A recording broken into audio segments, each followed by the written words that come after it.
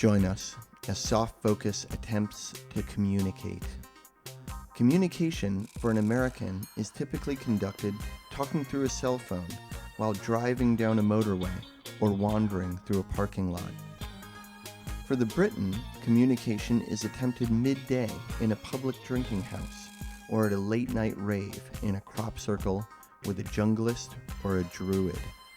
Today, Soft Focus tries to bridge this communication gap as we interview Billy Childish, the greatest and most prolific artist, poet, musician of his generation. Billy Childish has created over 70 LPs, 1,000 paintings, and 30 volumes of poetry, all of the finest quality and through absolutely independent channels. I can't express how excited I am to talk to him. Soft Focus.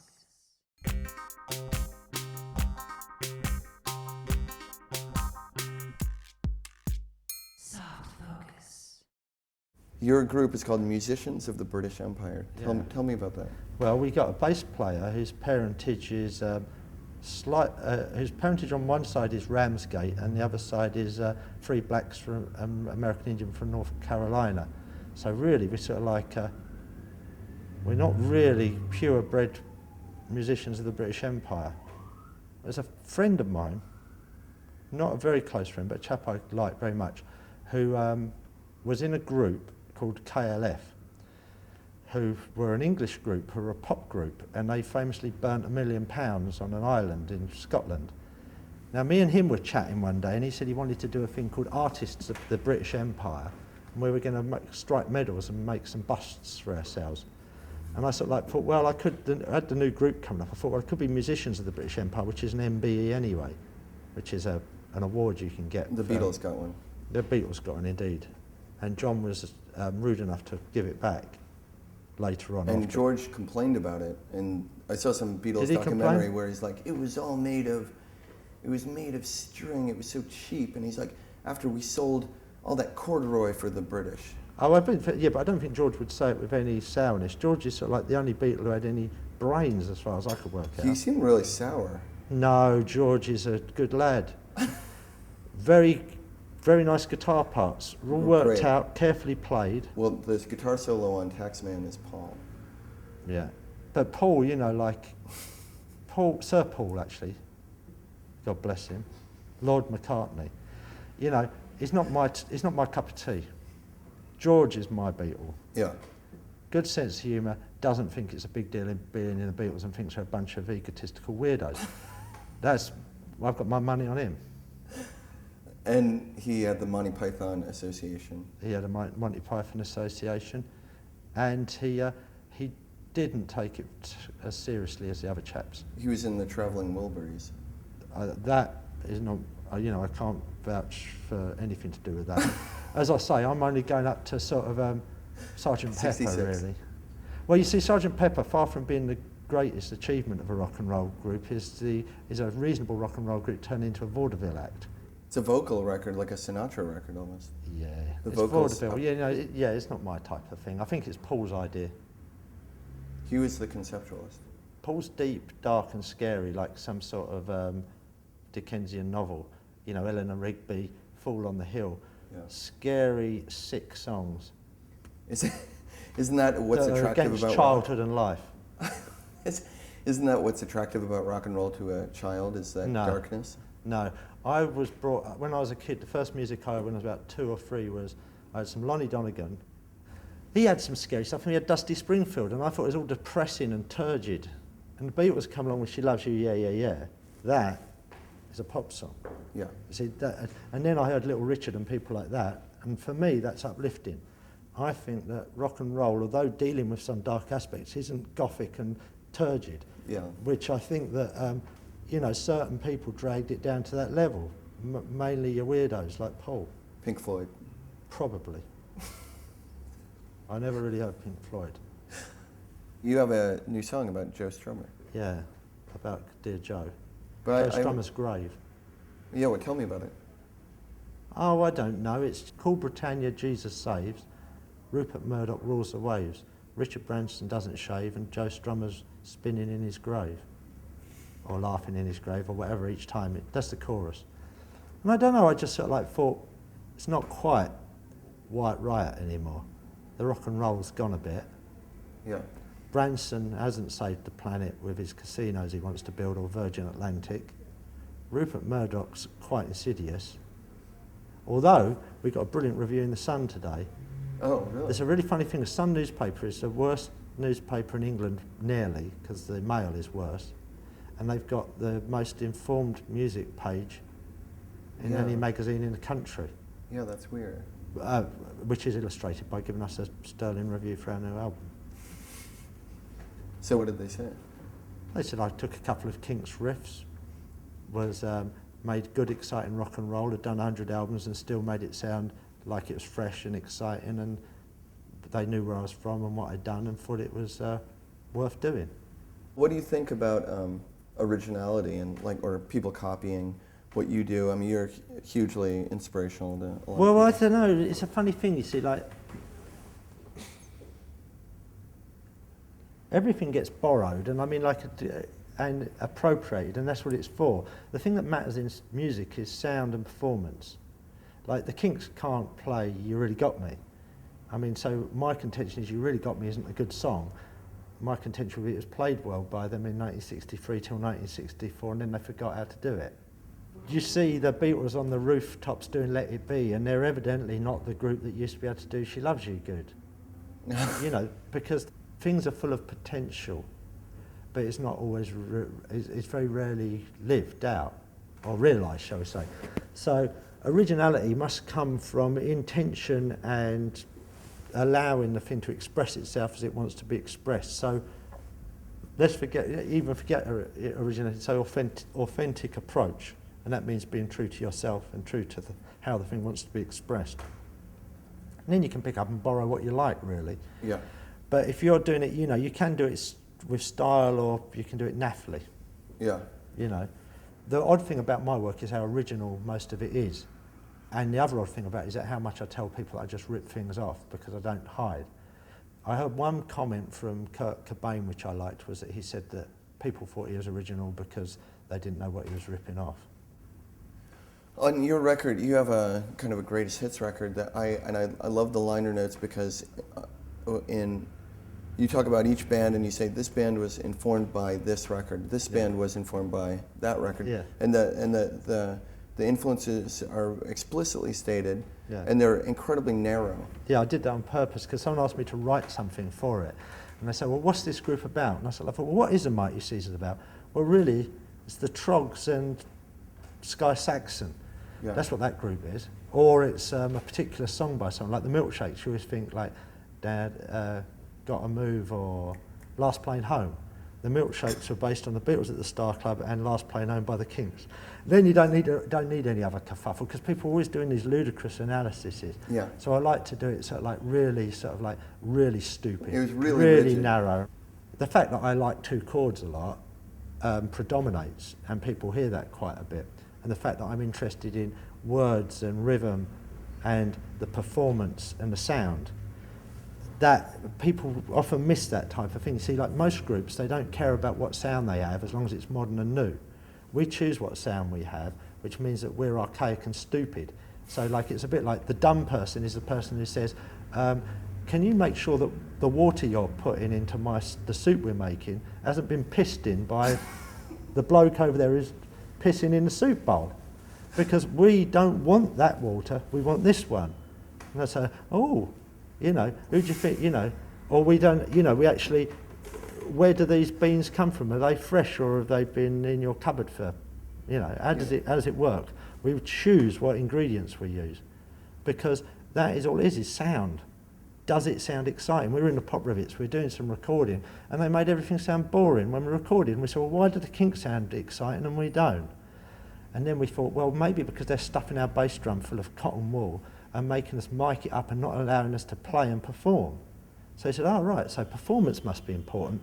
And then we were listening to Link Ray and saying, that stuff sounds good, and it's the simplest recorded stuff. So let's do it like that. Not because we want it to be 1962 or 1956, but because we want the thing that has got excitement in it, because music should be exciting, and it should have it should really it should feel like it might all just go wrong any minute. That's Yeah. the best type of art there is.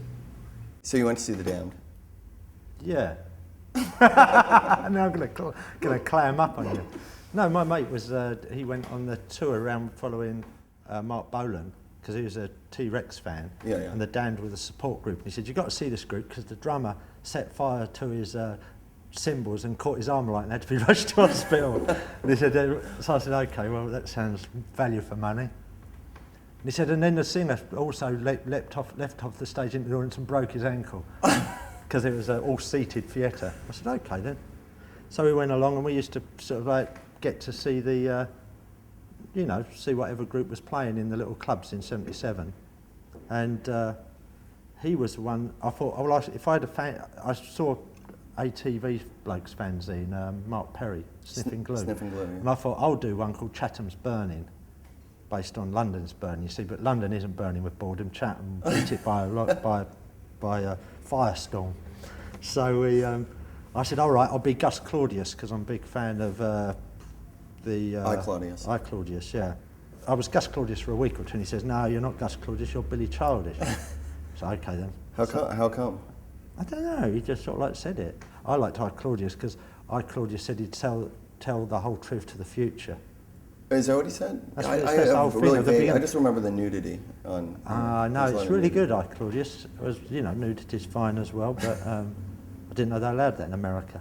Anyway, so that we go to the club, and because I would be a punk rocker fanzine writer, Yeah. you obviously got to go and speak to some famous people, in my estimation. Yeah, yeah. So, and I have nothing to say to them whatsoever, but sort of like say, "Hello, what do you think of Chatham?" And they'd say, "What?" And I'd write down "what," and that would be it. What? Captain Yeah. Sensible. Susie Sue was very nice. She spoke to me and my friend, said, "Oh, the two boys from Chatham, we liked her." Although we were scared when we saw her without her eye makeup on before they played. Because it was a shock. Yeah. But no one was bothered with Susie and the Banshees in those days. I saw them playing with one of your countrymen, Johnny Funders. They did the support when Funders came over in '77. And she was goose-stepping around on stage with, still had her Nazi gear then, Yeah. a little bit. It was on the way out because it became not cool to wear swastikas and Luftwaffe badges. Yeah. Susie was must have been the last person who thought that was all right, apart from Sid. She didn't get the memo. No, and she did some good goose-stepping. Goose-stepping was universal. It's not just a German thing, Well, The Russians were goose-stepping, and they do a very different sort of business, though, don't they? it's more ballet. Well, they're stuff. sort of like more Yeah. Yeah, yeah, and then it folds back. on Yeah. full leg. Yeah, well, Very that's more cool. like Susie. Maybe she was a bit. Might have been being Russian, but I assure you, she had some Nazi iconography on. Every rock star, the Sweet, Brian Jones, they all wore some swastikas. It used to be more humorous, because in England the Second World War was highly humorous, and Nazis especially, up until the anti-Nazi thing came along, when it suddenly became you're not allowed to take the mick out of Nazis somehow, because Yeah. if you were, it meant you were one. So speaking of Nazi stuff, I've seen these paintings that you do, Messerschmitts. Oh yeah. Then you have the Messerschmitt pilot's severed hand, Yeah. and Spitfires.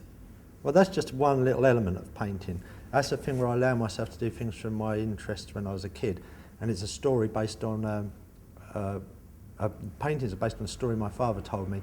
He saw a Messerschmitt, went to a crash site of a Messerschmitt in the Second World War when he was a little boy, and the other children were playing football with this pilot's hand, and it sort of traumatised him a bit. So he decided to pass the trauma on and tell me about it.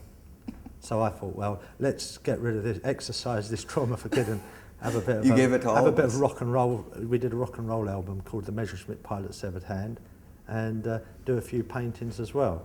I wanted to ask you actually about a lot of aesthetics that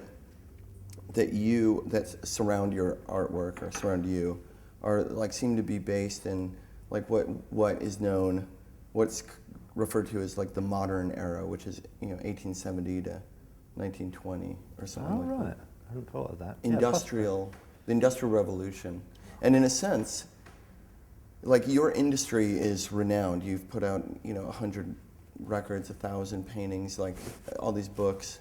You're like the last vestige of industrial England. Well, not really, but I see where you're coming from. But really, we don't have any industry anymore. All we got is coffee. You see, you've got frothy coffee with a funny name, and some people serve it and other people drink it. Other than that, we don't have industry. So you can actually divide the Western world up into producers of strangely named cappuccinos and people who drink it. And I suppose I'm a producer of froth. The Milkshakes, to me, refer to this pre-Beatles beat scene. Like, have you read the book Absolute Beginners? No. Oh, it's a pretty cool book. It's about like sort of Britain in the 61, 62. I only listen to music by dead black people, and I only read books by dead Russians. I mean, you know, call me old-fashioned, but that's the truth. But so you haven't heard this? Well, have you heard the band The Roulettes? I know their name. Bad Time. No. Bad Time. Yeah, I've heard that song. Really good song. That's what the Milkshakes remind me of. That kind of like. That is a good 63. song. If you were looking for what we were listening to, the Milkshakes, it was early Kinks, Beatles at the Star Club, and Bruce in the drumming thing would have been interested in Tony Meehan out the Shads, and the drummer out of the Kinks. That's sort of like where we were, sort of like what we were into. Me and Mick Moore erring on the, like, I was a bit more Bo Diddley, he was a bit more Chuck Berry. Beatles at the Hollywood Bowl came out in '76. Rock and roll music and Beatles live at the Hollywood Bowl. Yeah, that's right. That's '76, and I got those when they came out. And that punk rock came along, I thought, this is the same. You see the Beatles, you feel involved when they're a young group. Punk rock, you feel involved. New Romanticism, it's a load of silliness. Rock music is a load of silliness. You don't feel involved. Yeah. You want to see something and think like... Consumer producer. I mean, if I'm here with you and we have a nice dinner and you've cooked it, and I say, how'd you do that, mate? You say, nothing to it. Look, buy decent ingredients, do it like this, I'll show you. You go, great, you go and do it. You don't go in there and sort of like say, oh, well, you can't actually know how I make this, I do it in my special kitchen. Yeah. You say, oh, fuck you. Art should be something that empowers people and you can be involved in. Yeah. I've always noticed that about every local scene. Feels really exciting until somebody gets really famous. Then the resentment kicks in. Oh, yeah. Like Detroit in the 90s felt really fun. Yeah. And then when everybody got famous, it wasn't fun anymore. Things move, like you pointed out, things move far too quickly. They don't have time to develop and be grounded. Expectation, is it a burden? What, a burden? Just the expectation on you as an artist, or what? No, because that's what I spend all my time not doing, because I sort of like, that's why I'm not famous and why I won't do tour music or be a professional musician or a professional artist or a professional writer, because I think all those people are scum. Artists, musicians and poets particularly, with dentists and estate agents and, following journalists, following hot pursuit. Because, you see, if you've got to be a professional, you've got a problem. Because what you're doing then is, I mean, professional footballers ruin football, professional musicians ruin music. Yeah. What you need is an amateur status, because an amateur does it for love and for interest. Yeah. So they're engaging in a more real, intelligent way. Could you turn the whole society into amateurs? That's my suggestion. By getting rid of money. Not by getting rid of money, by getting rid of professionals. By getting rid of capital, which is different than getting rid of money. I suppose, like, really, my main problem is that people identify themselves with what they do, which is insanity. Yeah. I mean, I'll ask people what they do, but I try not to do it in an aggressive way and walk off if I think it's not impressive enough. Yeah. Well, because you don't want to be like, the thing is, you don't want to be what you do. I mean, that's mad. Yeah. That's the thing I had a problem with the Brit art people. They said, everything we do is art because we're artists, which I think is insanity. Yeah. Because, a dustman doesn't feel like that. And if Yeah. he does, he's very boring. So someone who thinks if they're an artist, say what they do is art, they're very dull people. Yeah. But of course they're saying, I'm extremely scintillating and you should have special reverence for me and I deserve a bigger house than you and better dinner. When the White Stripes came over, we were doing some gigs and someone said to me, well, why didn't Jack White get you to do their album? And I said, well, because Jack White's album would not have been number 60 in the indie charts, let alone number 1 in the main charts if I did. And they said, yeah, but, you know, you're doing the same thing. I said, we're not doing the same thing. White Stripes are heading for the stadium with all their might. We're trying to cut down 15 yards between us and the audience. Yeah. And that's all we're trying to do. We're aiming in exactly the opposite direction. There's no similarity, you know, of what... And people have to be clear about what they're doing and why they're doing it. You did an art show which was paintings in the style of Vincent van Gogh. Well, it wasn't really in a style. It was a homage, and I called it "Handing the Loaded Revolver to the Enemy," being that to do a serious homage to somebody else and say you're influenced by something and appreciate that person would be considered quite uncool by artists, and especially someone who's a figurative painter who's sort of like, it's not anything to do with what art's about now, to say you can learn and you can honour somebody else. You have these woodcuts, and some of them remind me of Hans Holbein, The Dance of Death. All right. And then you have other ones that are like erotic woodcuts that actually also sort of remind me of. There's something a little bit similar. Yeah, I'd imagine like with messed up people, death and sex get quite close. But not only messed up people, but that's something that goes through history of sex and death being the same. You know, like every religion before Christianity. Well, I suppose one begets life and one ends it. I don't know, but I mean, sex sometimes I suppose isn't always about procreation, is it? Yeah. It can just be about pleasure. But it's a pretty empty existing. You see, you can't wank yourself to heaven. That's what the human hasn't worked out yet. Well, on that note. Well, that's what people are trying to do, isn't it? Yeah. In music, in pubs, in everything. Everyone's trying to wank themselves to heaven, and you can't stay there. And it's upsetting for them. Yeah. Because they don't want to go inside and find out how sad, desperate, and miserable they really are. They want to feel good. Yeah. Orgasms forever. Orgasm forever. Yeah, but it's not doable. That is the promise of rock. You're right. That's like you end up like the orgasmic moment. You end up like John Holmes, you know. Yeah. Spent force, dead. For the Headcoats, a big touchstone was Indians, you know, American Indians, and the kind of that colonial or you know, struggle, identifying with, you know, the sort of underdog against imperialism. That might have come across that way. Really, it's just that I like, always been interested in history and and I've always liked American Indian history. I'd like to shake the hand of the Indian brave. That's mean, because that's who laid General Custer in his grave. Yeah, I suppose that's a bit of fun, really. Yeah. A bit mean. It's just one of the many things, you know, like things come up as ideas now and then. People think that, like, what people think I'm interested in is the Great War. But that's one of the things I'm interested in. You see, I'm interested in history, really. You know, I like dinosaurs, always into dinosaurs, just don't write many songs about them. Really, dinosaurs? And I like, and I like Roman history, and I like gardening. I'm interested in animals. And all the Hangman records all have supporting the Green Party written on them. I've always been big on ecology. And that's refreshing. But I've always liked that stuff, because I like trees and I like quiet and I don't like noise and I don't like people trashing places and building roads and sort of like gibbering for new things all the time. But what's the answer to is humanity the scourge of Earth, or is it capitalism, in the way that capitalism has no brain and just grows? Yeah, well, it's nature? Ignorance is the scourge. But it doesn't seem like people are ignorant about destroying the Earth. It's just that capitalism can't stop. No, it's an ignorance on a more profound level. It's not understanding nature, or our nature, or the laws of the laws of nature. Yeah, laws of the universe. Yeah.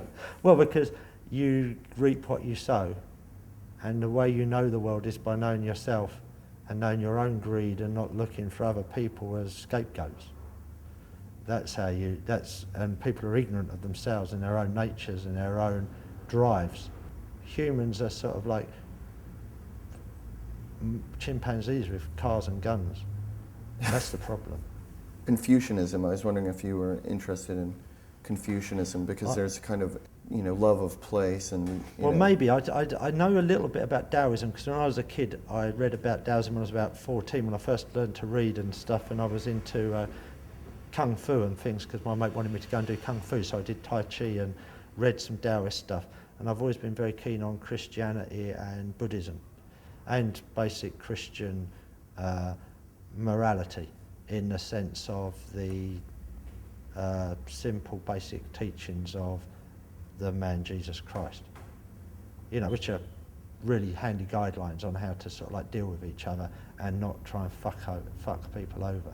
Yeah, depending on which interpretation you... Not really. I mean, if you read anything, any teaching of what Christ says, it's pretty straightforward. It's sort of like, do unto others as you want done unto you. And don't... It's quite, and he says that the world will clothe you and look after you, and you don't need to strive, and you don't need to attack, and you don't need to do anything. You just need to be, and be natural. Well, thanks a lot for joining me here. That's a pleasure. I hope it hasn't been too painful, boring and idiotic. It's been quite the exact opposite, actually. That's in your opinion. It is subjective, that's true.